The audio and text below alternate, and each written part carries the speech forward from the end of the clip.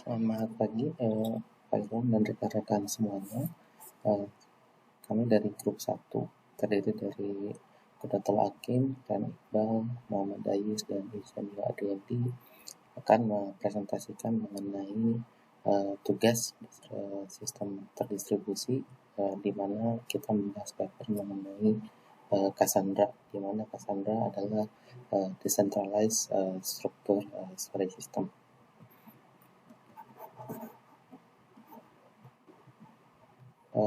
Pengenalannya, Apache Cassandra awal dirancang di Facebook menggunakan arsitektur berbasis SCADA, di mana bertahap untuk melakukan kombinasi penyimpanan terdistribusi Amazon dan teknik replikasi yang dikombinasikan dengan model mesin penyimpan dan data big table Google.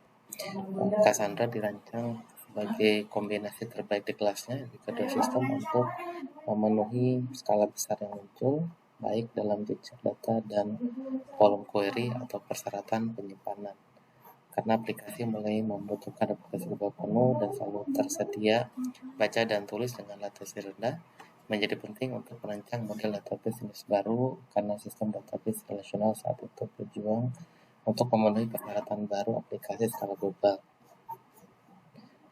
Sistem Cassandra dirancang untuk melakukan ini dan mencari tujuan desain sebagai berikut. Yang pertama adalah multi-master database replication, kemudian global availability at low latency, scaling out on commodity hardware, linear throughput increase with each additional processor, kemudian online load balancing and cluster grow, partitioning key-oriented queries, flexible scheme.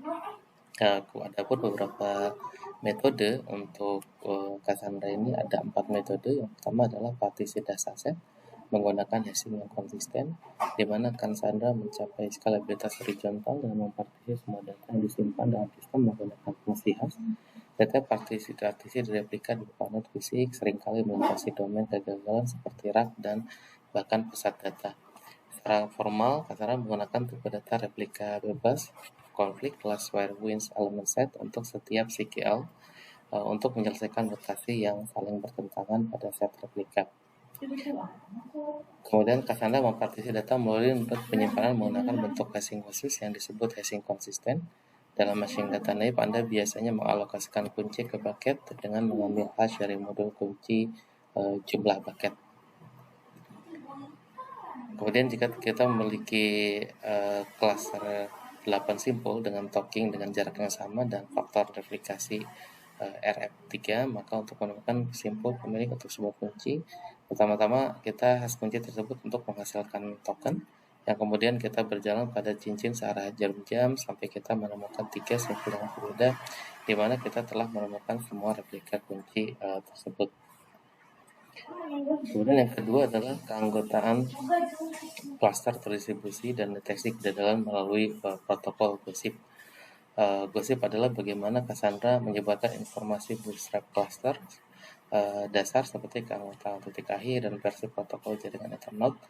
Dalam sistem gosip Cassandra, node bertukar informasi status tidak hanya tentang diri mereka sendiri, tapi juga tentang node lain yang mereka ketahui. Informasi ini diversi dengan jam vektor dari tuple, generasi dan versi, di mana generasi adalah stempel waktu monoton dan versi adalah jam logis yang bertambah kira-kira setiap detik. Jam logis ini memungkinkan gosip Cassandra mengabaikan versi lama status cluster hanya dengan memeriksa jam logis yang disajikan dengan pesan gosip.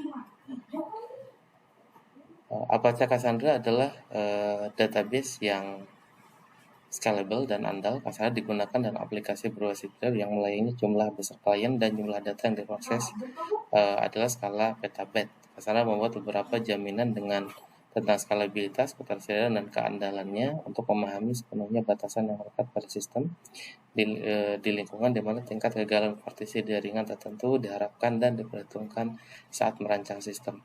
Penting untuk terlebih dahulu memperkenalkan teori Macap secara singkat. Kemudian konsistensi juga penting. Konsistensi menyeratkan bahwa setiap pembacaan, penerimaan, penulisan atau kesalahan terbaru. Ketersediaan menyeratkan bahwa setiap permintaan menerima tanggapan. Tidak dijamin bahwa tanggapan berisi tulisan atau data terbaru. Kemudian toleransi partisi mengacu pada toleransi sistem penyimpanan terhadap kegagalan partisi jaringan, bahkan jika beberapa pesan dijatuhkan atau ditunda, sistem terus beroperasi. Customer sendiri membuat beberapa garansi atau jaminan sebagai berikut. Yang pertama adalah stabilitas yang tinggi, kemudian ketersediaan yang tinggi, dan daya tahan. Di mana untuk daya tahan kesannya menjamin ketahanan data dengan menggunakan replika. Replika ada beberapa salinan dari data yang disimpan pada node yang berbeda dalam sebuah cluster. Kemudian yang berikutnya adalah konsistensi akhir dari penulisan ke satu tabel, memenuhi persyaratan kinerja, keandalan, skalabilitas, dan ketersediaan tinggi dalam produksi data adalah sistem penyimpanan yang pada akhirnya harus konsisten. Kemudian yang terakhir adalah transaksi ringan dengan konsistensi yang dapat dilinearkan. Data harus dibaca dan ditulis secara berurutan. Protokol konsensus akses digunakan untuk mengimplementasikan transaksi ringan. Protokol akses mengimplementasikan transaksi ringan yang mampu menangani operasi bersamaan menggunakan konsistensi yang dapat dilinearkan. Sekian dari presentasi grup 1. Terima kasih.